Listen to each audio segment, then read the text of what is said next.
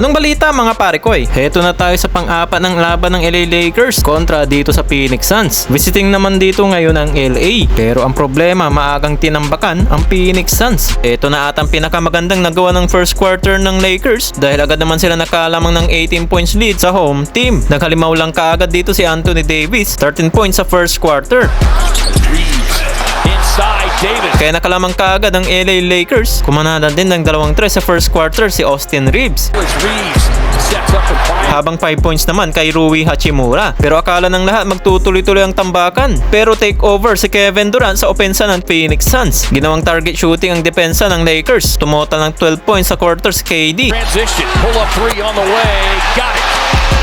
Kaya yung lamang ng Lakers ay naibaba dito sa single digits. Sa last 2 minutes pa nang nakapagtala si LeBron James mula naman sa BNDR. Lamang ang Lakers dito sa end of first quarter, 34-25. Sa pagpasok naman dito ng second quarter, tuluyan na ditong na-choke ang LA Lakers. Matapos naman si Durant ay si Devin Booker naman ang nag-take over para sa Phoenix Suns.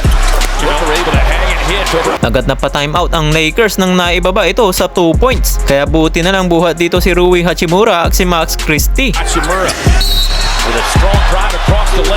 Kaya naibalik ng LA sa 10 points ang lamang. Pero yun nga lang, merong momentum ang home team dahil kay Devin Booker. Papasok ang last 2 minutes. Nakuha na dito ng kalamangan ng Phoenix. Dito yan sa tres ni Devin Booker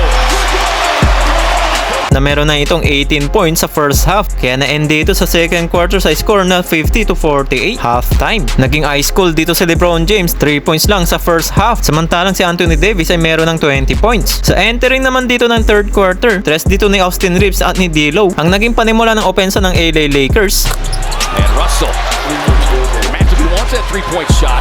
Hachimura will take it. Eto, maganda na sana ang pagkakadepensa ni Bradley Beal kay LeBron James. Gusto pa sana ipa-challenge si Bradley Beal. Kaso may foul ang impinito ng official. Well, Rui Hachimura tuloy pa rin sa kanyang magandang opensa. Napapangiti na lang sa init ng shooting sa tres. Point shot. Hachimura will take it.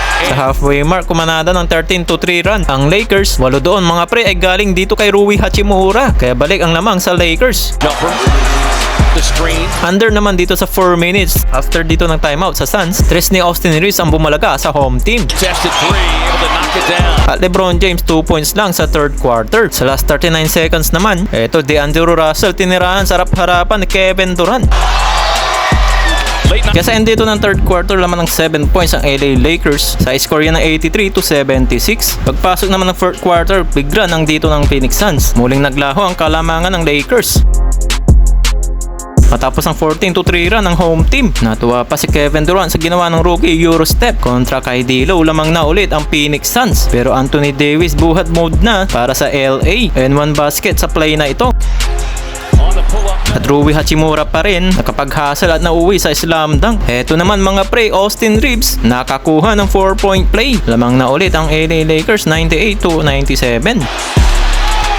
Crunch time mga pre, heto na si Kevin Durant. Sa kanya naman back-to-back basket para makuha ang kalamangan ng Phoenix Suns. LeBron James tumira sa BNDR para makuha sa score na 104-105. Pero yun nga lang, Royce O'Neal na ipasok ng driving floater. Kaya sa huli panalo ang Phoenix Suns sa likod ng 30 points si Devin Booker at saka ni Kevin Durant.